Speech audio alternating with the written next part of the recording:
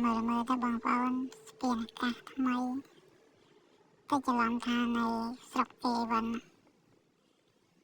មិនមែនទេនៅស្រុកខ្មែរយើងទេបងប្អូនស្ពានអាកាសថ្មីស្អាតណាស់មានសរច្រើនណាស់មើលក្រោមមានរង្វង់មូល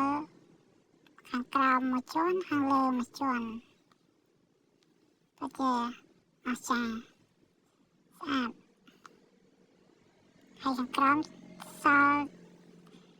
កន្លែងដើរហាត់ប្រាណ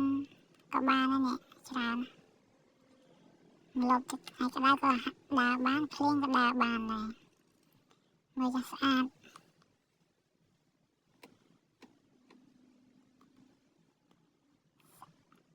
ស្អាតមែនស្ពានទៅច្រឡំថាស្រុកគេវិញសួនច្បារ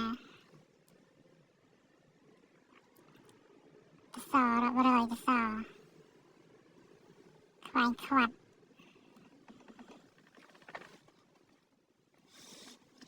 មើលចាស់ស្អាតណាស់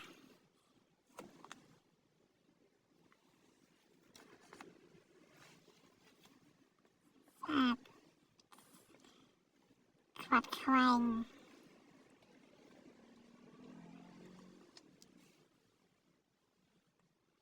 សរសួនសម្រាប់ដើរហាត់ប្រាណលើនឹងក៏បានដាក់បាំងមួយរំហាត់ប្រាណស្អាតណាស់ស្ពានអាកាសថ្មីចិត្តក្បាលខ្នល់